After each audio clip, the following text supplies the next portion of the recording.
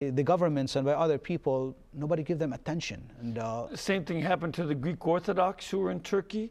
So many of them in Izmir, ancient Smyrna, they were just abandoned. There were ships of the allies of Americans, British and French, and they would not pick these people up, you know, and they died, you know. And again, do we hear about that in history? We don't. Unfortunately, media doesn't give it attention because media is secular and it's interested in its own power. That's why we need Christian media to be strong in the Middle East and elsewhere. If there was no Tele-Lumiere and no EWTN, you will not hear anything about the Pope's visit to the Holy Land. Probably they will have brief description somewhere on some of the major medias. You wouldn't hear what's happening in Iraq and in the Holy Land. You wouldn't hear what's happening in other countries where the Christian is being persecuted, and you will not hear the voice of God being spoken by people like our patriarch, who on Sunday can say whatever he wants freely in Lebanon, and the other, you know, sects of Christianity in the Middle East, where Lebanon has 46 religious orders, believe it or not. There's 8 Lebanese, and the rest are, you know, missionaries, from the Jesuits to the Benedictine, Franciscans, Carmelites, Capuchins. They're all there. There are 46 religious orders there, and of course, you know, wouldn't hear anything about them if there was no Tele-Lumiere and NourSat. Yeah. See, and I don't think that as a matter of fact, even here today, the secular media have not just the fact that they ignore. I think that they're more evil than that. They start saying things, for instance, allegedly, there was a massacre of the Armenians in Turkey. And they say that there are alleged, all these people are dead. There are still survivors around, and the children and grandchildren are survivors. And they say it's alleged. You can't and never should say that about any group. Whether the Jews who suffered so horribly in Germany and occupied Nazi Empire or Russia, nor the Armenians and the other Christians in the Middle East. Right. None of this should be allowed to be left silent. And if we don't speak up, nobody will. That's true, exactly. And you know, one of the important things that we must realize is that, first, you know, I've heard it from the ancestors or the children even of the Armenians that are in Lebanon, what happened in Armenia. We hear it, you know, we look in Damascus, we see where there are churches that turned into mosques. In Turkey, you know, Hagia Sophia and so many other places. These are realities in front of our eyes. The general media, the secular media, does not want to show that. And this is a true persecution of Christians in America as well as in the West. There is a persecution against the church in the United States, but it's not by arms and by war, but it is through the media, where, you know, they want to attack the church in any way possible, whether it's through the scandals that could happen, and they exaggerate everything in order to destroy the church, but they will never succeed. You know, it's been 2,000 years that we've been promised persecution, and we're going to be here till Christ comes again. Yeah, yeah. That's, and again, there's so many others that we could, you know, refer to. The persecution of the Coptic Christians in Egypt, the horrible persecution in Sudan by the Arab Muslims of the north against the Christians and animists of the south. This just is all over. Exactly. And so it's, and we don't want to miss anybody, but it's just such a horrible thing. And we as Christians listening here tonight and in Tele-Lumiere have to be the ones who remember and pray for and give our support whenever we can. We need to do that, and the question is, am I my brother's keeper? Of course I am. Yes, and yes, and yes.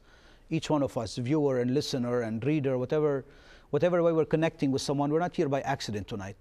They didn't connect with us by accident. It's God's power, God's mercy that brought us together. And yes, we are our brother's keepers. And one day we have to answer to Jesus. I was being persecuted in the Middle East and you did nothing about it. You were watching it and flipping your television to another channel, and probably you supported animal rights and everything else, and you didn't support Christians that were being persecuted and killed in the Middle East. We must support Christ by supporting Tele-Lumiere and NourSat. We have another question here from the studio audience. And where are you from?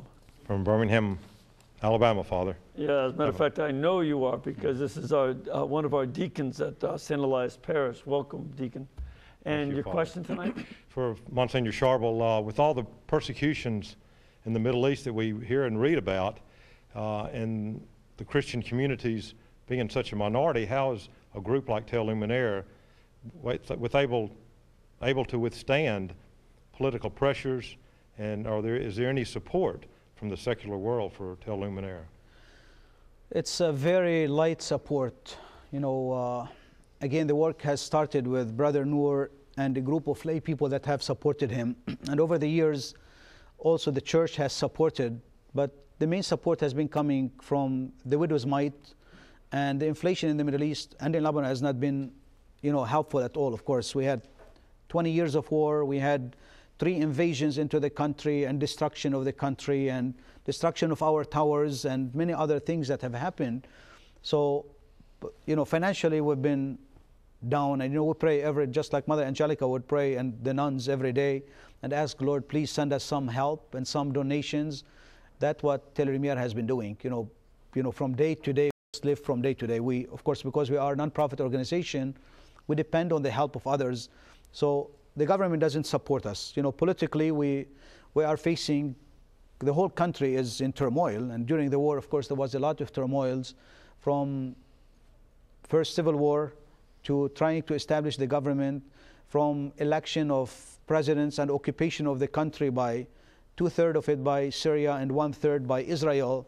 And this is now over, and we're trying to establish ourselves as a political church, as a political country too.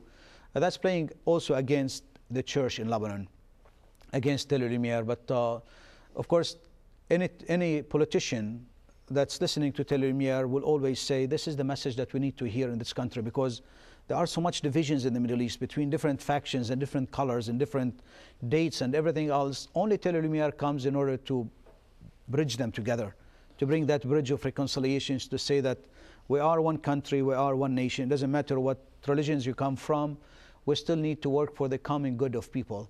Yeah. So Tele-Lumiere actually has been helping the politic and changing the culture in Lebanon and the Middle East too. So this is a great role that Tele-Lumiere is playing. Yeah.